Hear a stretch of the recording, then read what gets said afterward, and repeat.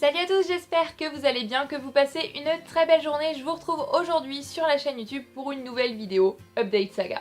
Voilà, en ce moment, je suis à fond dans l'avancement de mes sagas depuis la bonne résolution pour l'année 2017 qui est une saga terminée, le droit d'en commencer une nouvelle. Donc bien évidemment, ça me motive parce qu'il y a pas mal de sagas qui me font envie, donc il faut que je termine celle que j'ai en cours.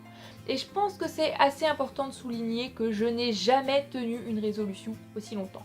Là on est bien parti, j'espère que ça va continuer comme ça tout le reste de l'année parce qu'on est quand même à la fin mars et je suis bien dans mes bottes, là je suis droit sur cette résolution. Donc on croise les doigts pour que ça dure, n'est-ce pas? Et on va commencer sans plus tarder parce qu'aujourd'hui j'ai quand même 4 sagas dont je voudrais vous parler et 6 livres. Donc voilà, on va éviter que cette vidéo ne dure trop longtemps.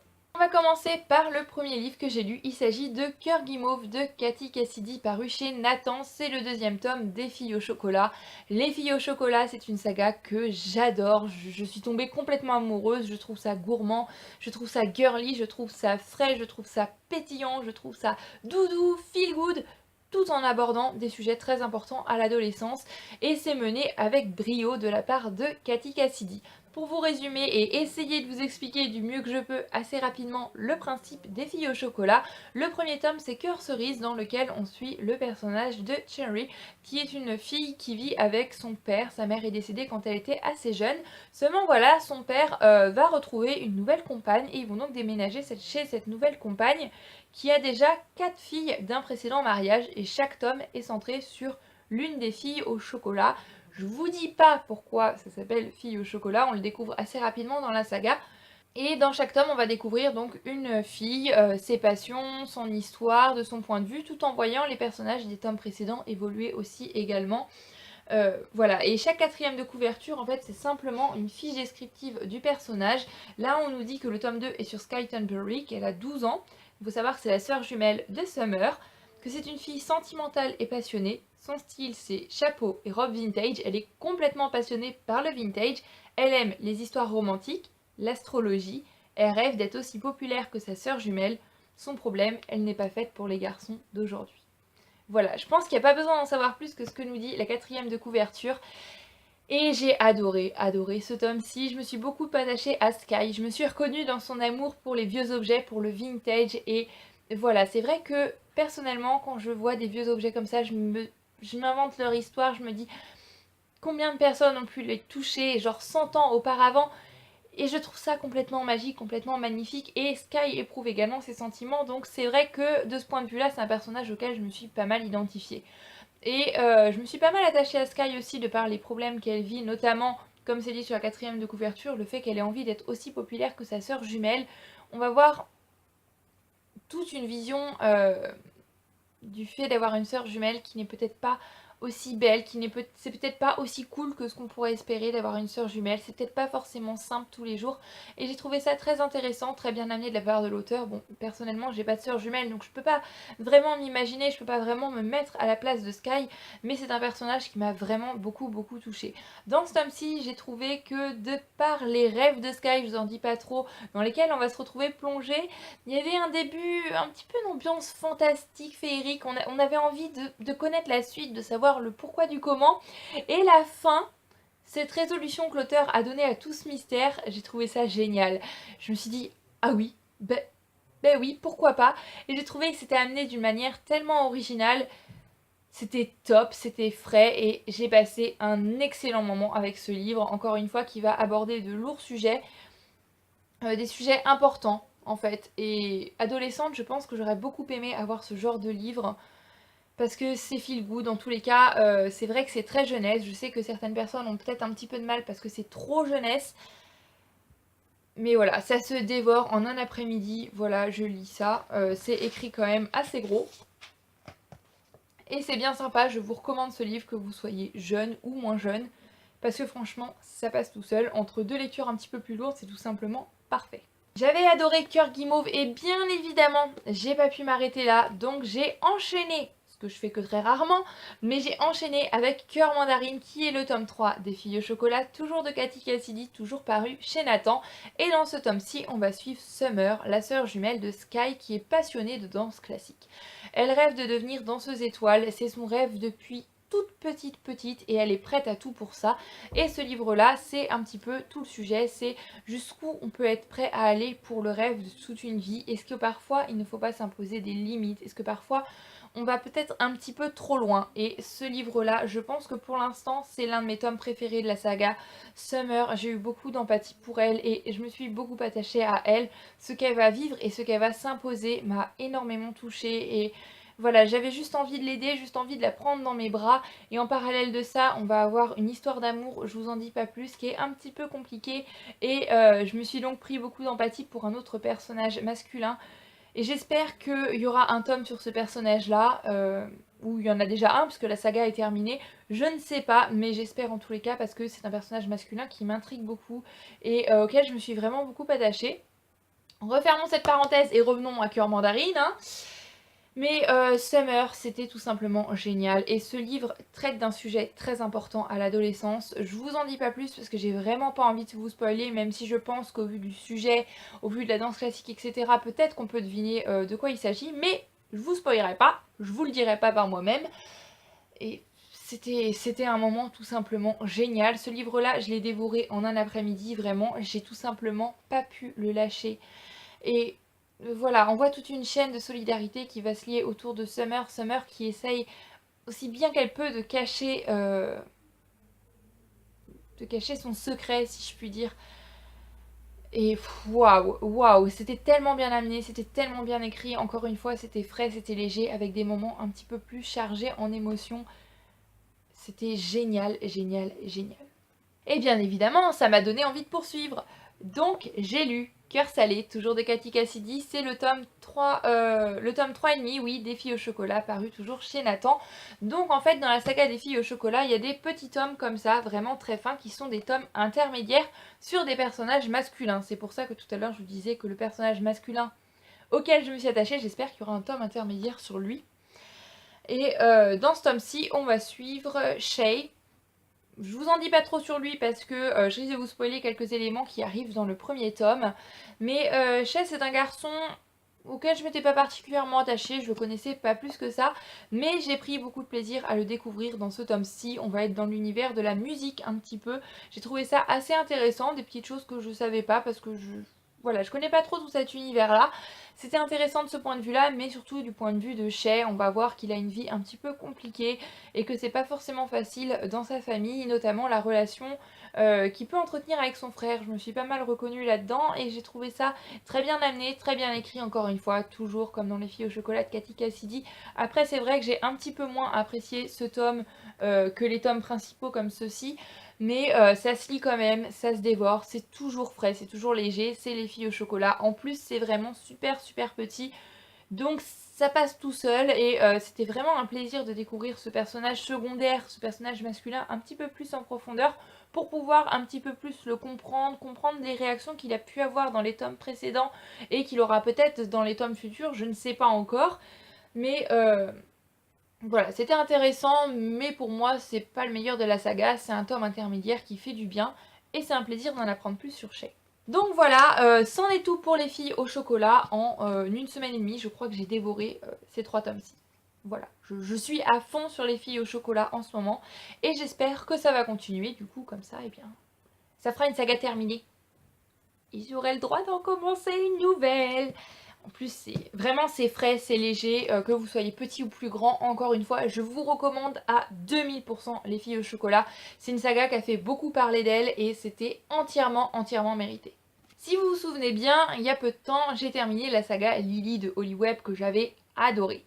Et, comme vous le savez maintenant, chez moi, une saga terminée veut dire le droit d'en commencer une nouvelle.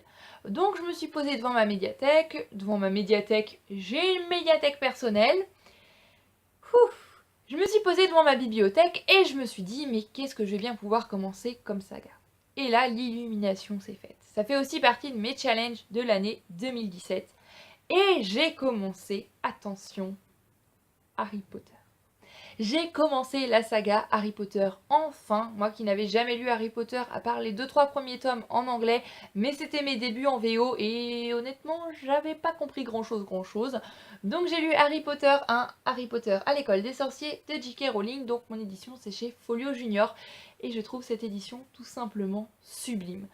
Et l'histoire, voilà, j'ai pas de mots je pense. Déjà je vais pas vous faire un synopsis parce que je pense qu'on n'a plus besoin de résumer Harry Potter, mais c'était génial, c'était énorme, je suis devenue absolument fan. Après j'ai regardé le film, je suis allée sur Pottermore pour tirer ma maison et savoir dans quelle maison je suis.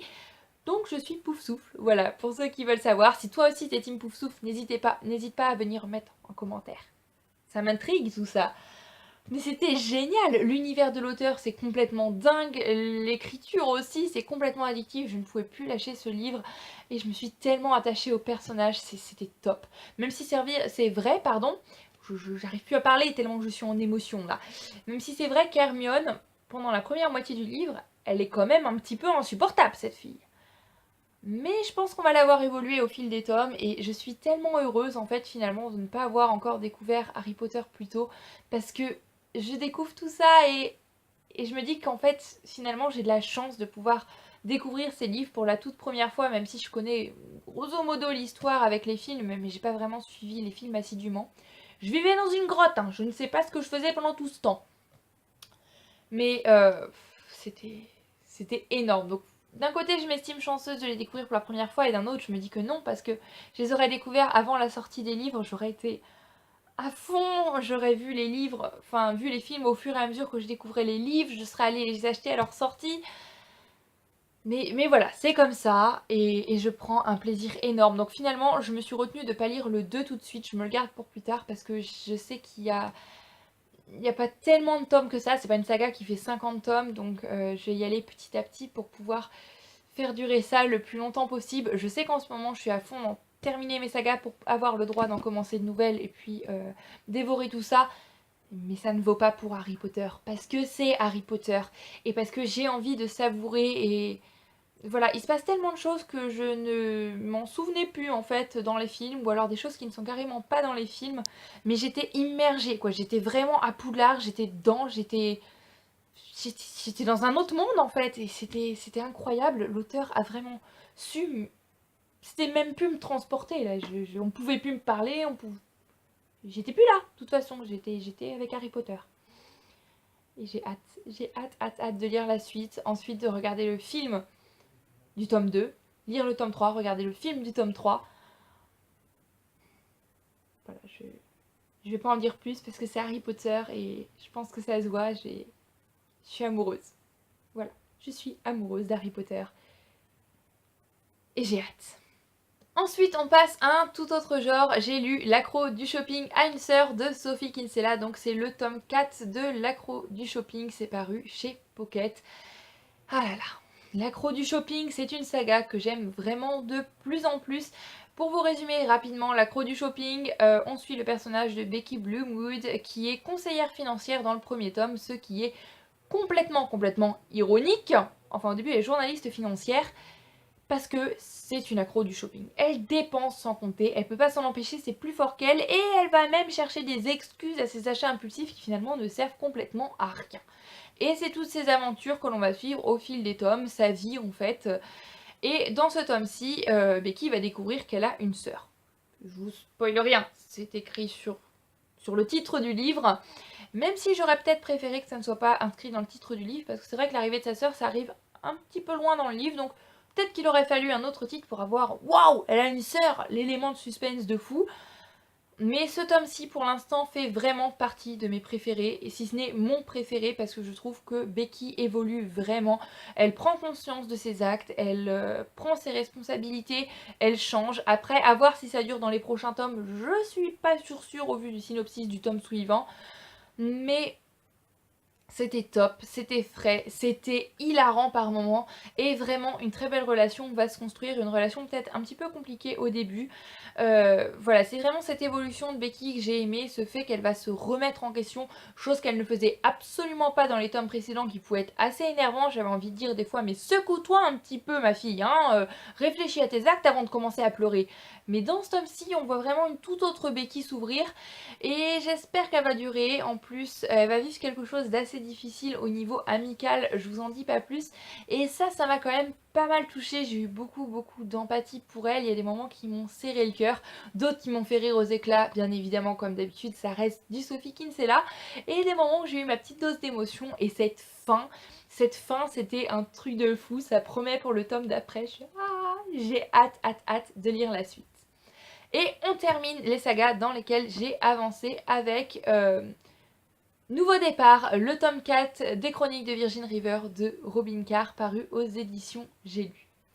Les Chroniques de Virgin River, vous le savez, je voue un amour incroyable à cette saga qui se déroule dans un tout petit village aux États-Unis et chaque tome est centré sur un personnage, on suit sa vie. Généralement, c'est des histoires d'amour avec des Marines parce que c'est vrai que beaucoup d'anciens Marines ont décidé de faire leur vie à Virgin River, ce village complètement tranquille où tout le monde se connaît, où tout le monde s'entraide, mais à chaque fois il y a quand même un sujet un petit peu plus difficile, un petit peu plus profond. C'est pas pour autant, c'est pas parce que tout le monde s'entraide que la vie est toute rose, que c'est le monde des bisounours, hein. Il n'y a pas des arcs-en-ciel partout. Parfois, il y a des épreuves de la vie un petit peu plus difficiles que d'autres et dans ce tome-ci, j'ai eu mon lot d'émotions aussi, j'ai eu mon lot de frayeur parce que l'auteur a vraiment joué avec mes sentiments et il y a plusieurs moments où j'ai cru qu'elle allait faire des choses impardonnables à certains personnages. J'étais là, non, ne fais pas ça, limite si j'étais pas en train de crier devant mon livre à l'auteur comme si elle pouvait m'entendre. J'ai eu peur, j'ai eu le cœur qui battait à fond et c'était vraiment incroyable ce tome-ci. Ce tome est centré sur le personnage de Paul et c'est un personnage très attachant, j'ai trouvé, qui prend vraiment ses responsabilités et un personnage admirable que j'ai vraiment beaucoup admiré. Son histoire d'amour, je l'ai trouvée très touchante également, bien que très compliquée. Et encore une fois, c'était Virgin River, c'était drôle, c'était émouvant, c'était bien écrit, c'était une évasion, c'était un bon moment. Comme je dis souvent, pour moi, lire un nouveau tome de Virgin River, c'est comme rentrer à la maison et retrouver de vieux amis. On retrouve les personnages, ceux qui étaient les personnages principaux des tomes précédents, on les voit évoluer, on voit leur vie changer, on en voit certains, il leur arrive des choses géniales et on a envie de sauter de joie pour eux.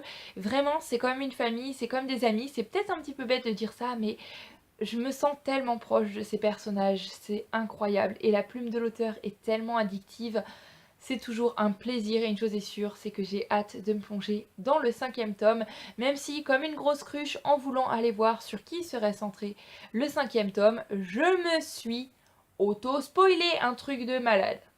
Voilà, je pense que là-dessus, je suis irrécupérable et je peux vous avouer que j'étais verte. Voilà, j'étais dégoûtée. Donc maintenant, je sais un élément qui m'attend dans le 5e tome et ça me fait peur. Voilà. Mais je le sais d'avance. C'est horrible. En tous les cas, j'ai quand même hâte de continuer avec le 5e tome et je vous recommande à 2000% Virgin River parce que c'est génial. Même si vous aimez pas la romance, essayez au moins le premier tome qui me fait beaucoup penser à la série télé Art of Dixie. Voilà, j'en dis pas plus, c'est génial, c'est énorme, c'est trop bien. Donc voilà, j'en ai terminé pour cette vidéo Update Saga, j'espère qu'elle vous aura plu. En attendant la prochaine vidéo, pour ma part, comme d'habitude, je vous fais à tous plein de bisous. Je vous souhaite d'excellentes lectures, une très belle journée, nuit, soirée, quel que soit le moment auquel vous regardez cette vidéo. Prenez grand soin de vous et à très bientôt dans une prochaine vidéo. Bye bye!